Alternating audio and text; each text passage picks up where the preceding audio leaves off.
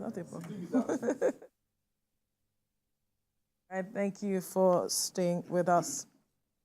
Let's quickly bring you the story that the Nigeria Police Force has confirmed the arrest of 15 suspects, including 2 local security guards involved with the looting of a warehouse belonging to the Agriculture Department's strategic food store located at Tesha, Abuja. A mob invaded the area when 3 trucks were offloading food items that will be stored for distribution to the poor and vulnerable in the Federal Capital Territory. TVC News senior correspondent Femi Akonde has details. The vandalized warehouse is now under the protection of security operatives, but they arrived too late to prevent the looting of grains and other food items believed to be palliatives meant for the poor and vulnerable in the FCT. The looting of these warehouses coming less than 24 hours after a similar incident occurred in Zaria, Kaduna State, where a truck transporting food items was attacked and looted.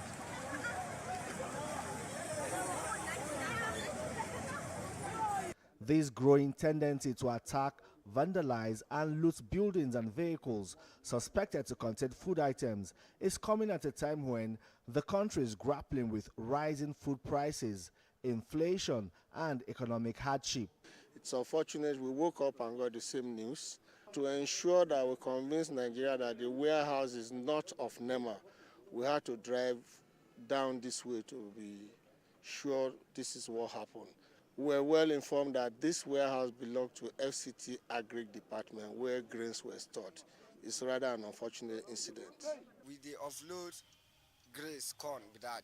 So we don't need to offload 1 trailer. So then come, people they say, then go carry and their food, their food. So we can't say no, we can't pursue them. We go outside, we only return some items back. So our guy they call police and vigilante, made a rush, made a call help us because of them past our power. Eyewitnesses narrate how the mob invaded the area with a determination to steal and overrun any obstacle in their way. But this warehouse is not the only casualty. Nearby shops were also looted. The government should do something about this. Nothing is going on. A lot of prices are nowhere to compare about. Already there's an increased security presence at warehouses across the FCT, and trucks transporting food items may now be given security escorts. The federal government insists there are already plans and programs in place to guarantee food security by ensuring availability and affordability. Femi Akonde, TVC News, Abuja. Well, joining us in the studio is strategy consultant, public affairs analyst, Kenny Adenuba. Good morning, Kenny. It's good to join us. Thank you. It's good to be back here again. Right. There's been divergent reaction to this matter of looting of items from warehouses and even trucks, because this is not the first time this is happening. We saw what happened in Niger State as well. We saw that also happening in Kaduna State. And then we now see what happened in Abuja. And then another northern states, we've seen these matters of looting warehouses as well as trucks happening. And then there are people who are for and against this whole matter. Let me just speak one person who has spoken to this. He said that the looting of food items that we saw is passing a message to President Bola Ahmed Tinubu about the economic policies of the president of the current administration. And I wonder what your response to that is, even as you look at the interpretation of what is going on. I think we are too quick to judge as a people. And like I've said over and over again, I think we must understand the fact that life is about process. And we don't want to, I think our pain threshold is getting thinner every day. And we must understand the place of pain, process, and progress. Because at the end of the day, that's why we say no pain, no gain. I mean, we're coming from somewhere. People must have that understanding that whatever is going on now was not the fault or the handiwork of the president or the current administration. Let us face it and say it for whatever it is. this current administration inherited all of this backlog and of challenges, and now the manifestations came. And I would say this, if our people will just understand something, that what we're going through is like what we have to experience multiple surgeries. It's like when they say that somebody has, what do you call it now, fibroid. In the process, the person is also having, what's it called, ulcer, has perhaps some other things. And they have to do colonoscopy, they have to do this, they have to do that. And so different things that has to be done for this person to be okay. And the pain is much. And the person is saying, you know what, I think I'd rather just give me, I don't mind dying as long as I don't feel the pain. So just inject me with something, maybe give me anesthesia, so that I won't feel the pain and I can just ease away. I think that's what a lot of people are asking for. Instead of this kind of surgery that will actually bring healing at the end of the day, so that we can move on and survive and live and thrive at the end of the day. People are used to being spoon-fed. Let us say it for whatever it is. And that's what the previous governments have been doing. It's rather than for everybody to face the reality of where we are, the government will either borrow and then paint everything, just subsidize things here and there. So people are not feeling the impact. But we're digging holes for ourselves more. And we're getting into not just trenches, craters of our national economy. Now that this administration now says, you know what, instead of doing what others have done before, and then we all die, can we begin to do a surgical, strategic surgical moves for this nation, so that at the end of the day, the nation can be better and can come back on its feet and compete favorably in the Committee of Nations. However, our people are too used to, they want it easy and they want it cheap. Nobody wants to face certain little of challenge to be able to get somewhere. That no pain, no gain, we don't want it. Our pain threshold is thinning out, and today we have a set of people in our nation that don't even want to listen. Because at the end of the day, the challenge here is this. If we look at it, we have history as a nation of challenges, drought, famine, food crisis, and what have you. During Obasanjo's first time, General Obasanjo's time, before, we had the OFN, Operation Feed the Nation. During Shagari's time, we also had a challenge as well. Then during General Muhammadu Buhari and Idi Agbo, we had a situation whereby there was so much scarcity and people had to be queuing for essential commodities. We're not queuing today, but people had to be queuing for essential commodities, and we went through that. In the days of Babangida, General Babangida, we had to go through SAP, Structural Adjustment Program, and in a way that it got so bad that people were using sawdust to cook.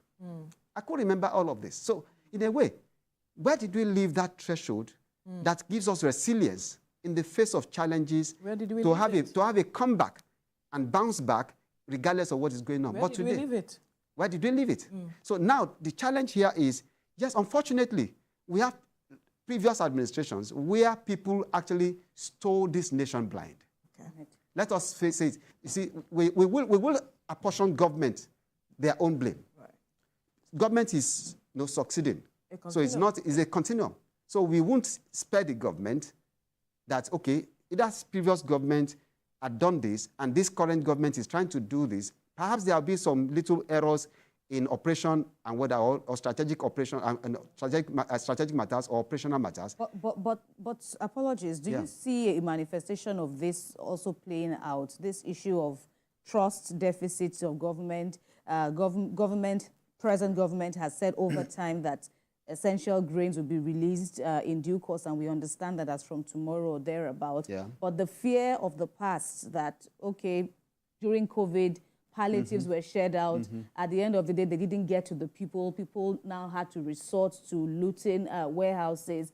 And so the fear that when these essential grains now get released, it may not get to the right people. And so people are now saying, I will now go and take it for myself, even though it's through criminal means. The question is, nothing justifies criminality. Right. We must tell ourselves the truth. Looting is criminal. It's a crime. So whichever way we want to look at it, that you are hungry does not justify crime. Does not justify crime. People will tell you, oh, you can steal to eat if you are hungry. But the reality is, stealing is still stealing. The question is, those people, generally, I think we got into a point where people are just waiting for handouts. It's not easy anywhere. That's the truth. Go to the United Kingdom, go to Canada, go everywhere in the world today. Every nation is facing one measure of crisis or the other. Let us tell ourselves what it is. But of course, I think some people are still trying to play politics when we're supposed to be facing... looting of trucks? No, I'm talking of generally in commentaries. Right. In commentaries, some of us are still trying to play politics when we should face governance issues. Looting of trucks is... The question is, the truck that they looted in Kaduna, did that belong to the government? For them to say, okay, we're getting something from, we're getting it from the government. No. There's an individual or an organization that owned that truck. That truck. In fact, if you look at the papers... So that is somebody's loss. If you look at the papers this morning, organized private sector is saying that they are concerned with this with the safety of their looting of warehouses and even their trucks, because some of them, like you rightly mentioned, does not belong to the government, and these people who are looting these trucks do not even want to know who owns the truck. All they are after is to just loot. And so they are saying that they might have to shut down, warehouse production and every other thing in the coming days. I mean, how do we just handle this whole issue as Where I come from, my grandmother would say, when the flea thinks that, or the tick believes that, oh, I'm sucking off the blood from the dog. At the end of the day, when the dog dies, it will die. Will it feed? The flea also will not be able to feed. So we must understand that whatever it is, we all have a role to play. Government has a role to play, and where government is getting it wrong, we also have a duty to point it out to the government, to say, you know what, we must look at this. Of course, some of us actually, some of our people are also looking from the manager's perspective or followers' perspective. If they see strategic leadership, it's about setting strategic directions. The president, so far as I've seen, has set strategic direction, but people are not willing because they don't even want to understand. They don't, like you said, trust deficit. The trust deficit came, it's inherited over the decades. Let us say it for what it is. It's inherited over the decades. So you won't blame the people too much, but we still blame them. The government also has its own part. Because, like I said, keep saying, you see, some of these problems that we're seeing today would not have arisen if the subnationals are doing what they ought to do.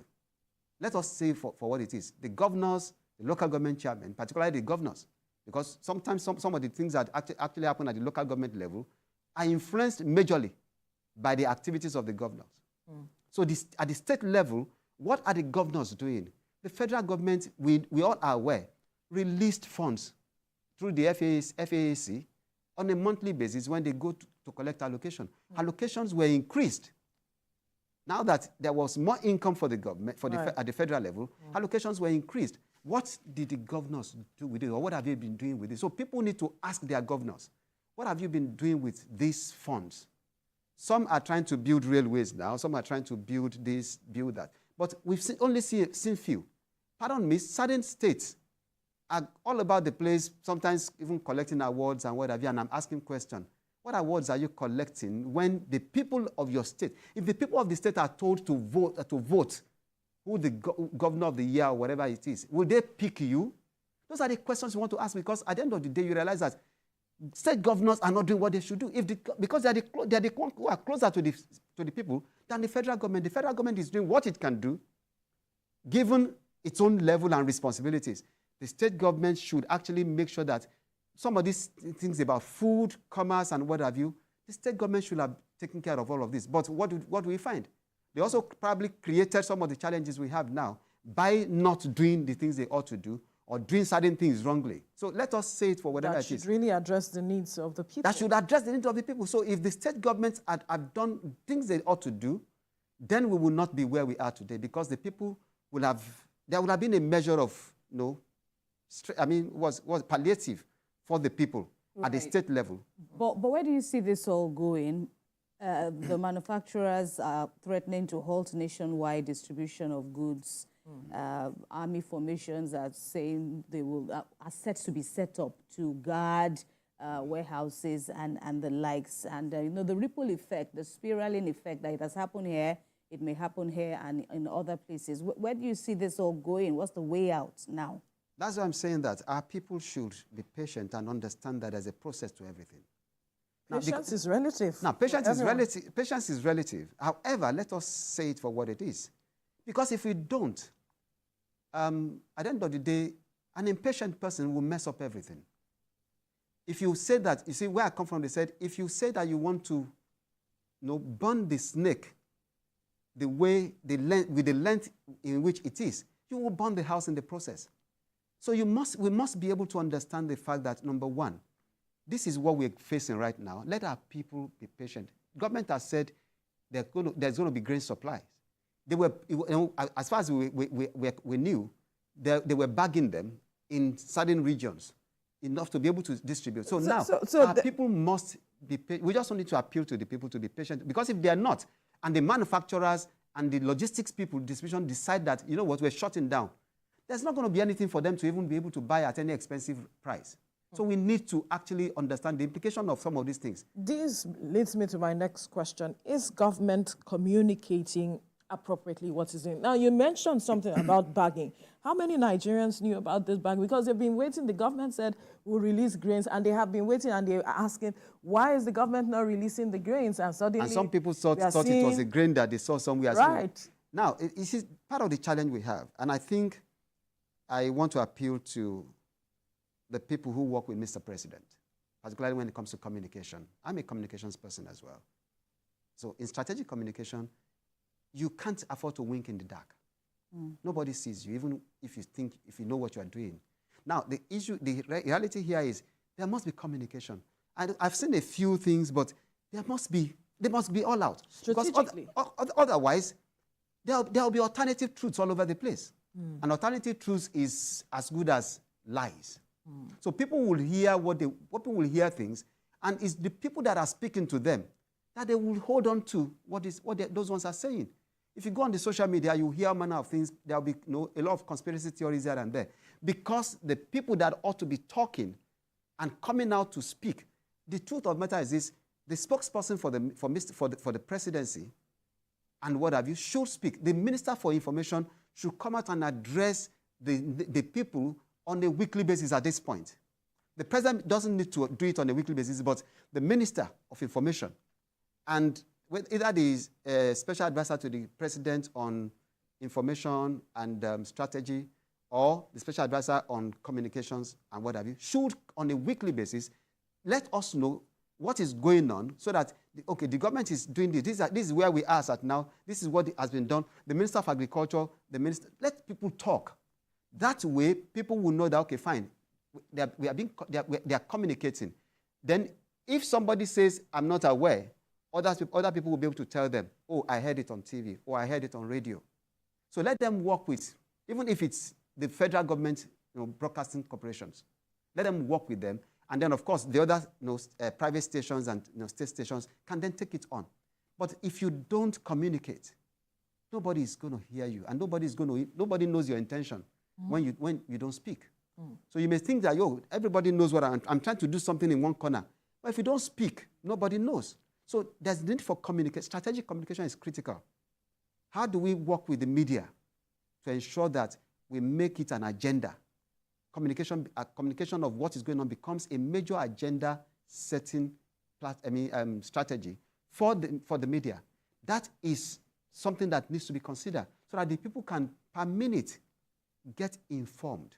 Because when they are not informed, somebody else somewhere, either on Twitter, X formerly called Twitter, or on Instagram or whatever, will start coming up with things, and they will hold on to that, and those things spread so fast. And then the matter of trust there's a viral effect that thing has. It becomes like a sneezer's effect. You sneeze and everybody begins to catch cold. So before you know what's happening, everybody is holding on to the wrong end of the stick, because the people who should be communicating are not communicating. Right. What are your thoughts again on the security implications of this, especially the fact that food availability is challenged by the security concerns many farmers are having, in areas of the country, areas known as food regions of the country. What are your thoughts on how the government can also help to do the needful so that food is easily accessible to people?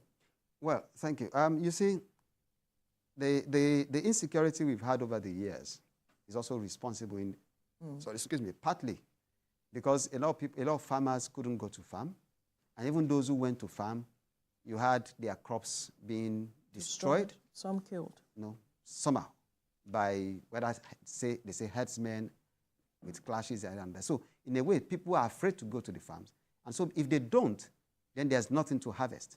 Now at the same time, growing up, we also realized that when we're all growing up, there's what we call home gardens.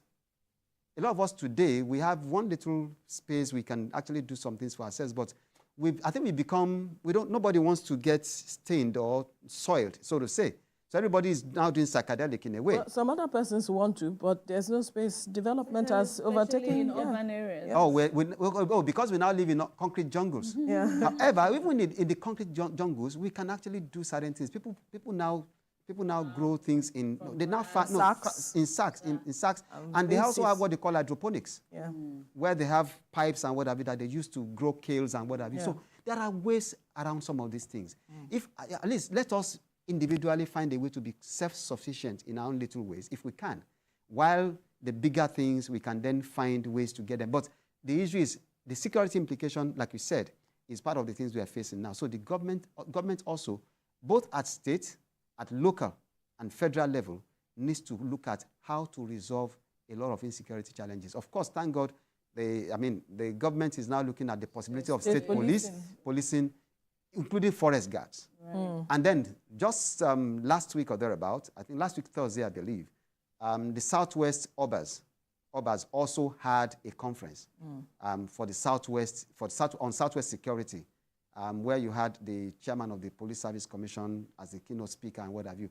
And they also came up with a communique to say, let each community begin to look at safeguarding their community. So if in a way we begin to look at different levels and layers of security, I think people can become a bit more confident to go to the farms.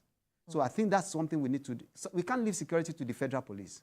Let me call it that way, to the Nigerian police. There is a need to actually have the forest guard, and hopefully the state police will come in. And some of these things can be resolved at that level. But as it is now, the Nigerian police force still has to step in. Of course, in the Southwest, we also have the Southwest Security Force, which is Amotekun.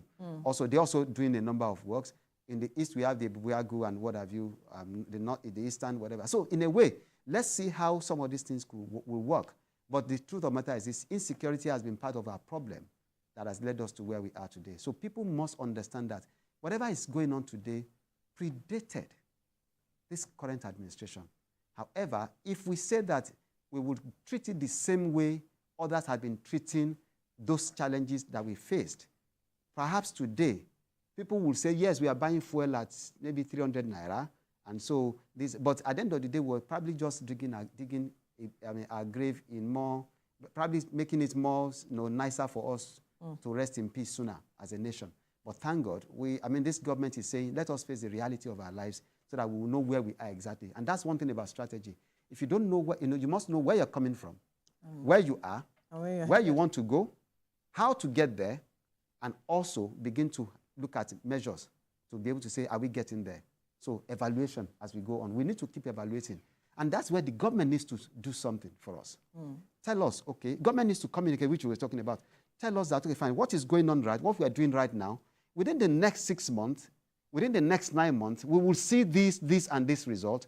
And then so that people can know that, okay, in the short term, there's a short-term expectation, there's against a long-term expectation, a medium-term expectation, and then a long-term expectation. But if you're not communicating that these are the dividends you can see in the short term, in the next 5-6 months, in the next 1 year, then people are likely to be in blank, to say, you know what, we don't even know what to expect. Right. So government needs to communicate strategically to say, these are the short-term gains we're looking at. In the next 6 months, in the next 3 months, this will happen. the next 3 months after this will happen. So I think that will help us. And is it enough for the government to just communicate? Because getting the buy-in of the people is really critical. The president has often said that he sees a bright light at the end of the tunnel. He said that sometime last week. And we're having that conversation. And the matter of people buying into what government is saying is really crucial at the end of the day. Believability is critical, yes. But the more you speak, the more you communicate, and people begin to see. If I told you, oh, in the next 6 months, you will see this. And 5 months, 5 months to it, people are seeing traces. And in 6 months, it may not be complete, but they see that, okay, fine, there's a change. Relatively for the better, based on what you've told us in 6 months. Well, the president or the vice president came out to say that there are saboteurs who are perhaps not allowing Nigerians to see some of these things that you have mentioned. Now, the question is this: the government must then have the will to deal the sabotage. That's the truth, because force is welcome at this time. If the government, no, you see, that is where government is government, and the government is beyond, and the nation is beyond anybody. Let us say it for what it is. The challenge we have today is, I think over the years, some people have become sacred cows. And we've had cases whereby some people became untouchable. We know them. We know what they've done, whether in the banking system, whether in the economy, whether in the government, whether in manufacturing and what have you, whether in the forex environment. We've seen people, we know what people have done. But somehow it seems as if we're not talking. We all kept quiet. People are killing us. We see them, putting the axe on us, knifing us here and there, and we're feeling the pain, yet we can't talk and try to say, you know what, guys, you're killing us. And at the end of the day, we now come and somebody says, you know what, let us deal this matter. And now we now have found our voice to fight that way. But the issue is this: the government should have the will, and that's where we're waiting on this government, the will to be able to deal the saboteurs. That's the truth. Between me and you, if 2-3 people, and this government, what I think this government needs to do, have special tribunals. Because the usual court, the regular courts, will have to go through a number of, and then the next 2-3 years, we're still at certain points. But if we have a special tribunal that will try this matter based on either an act of a National Assembly, and I think some of these things will easily get resolved. Okay, we'll have to leave this conversation here now. Kenny Adenuba, a strategy consultant, public affairs analyst. Thank you for your time on the program. It's a pleasure being here. Thank you. God bless. Right. Let's go on a break. When we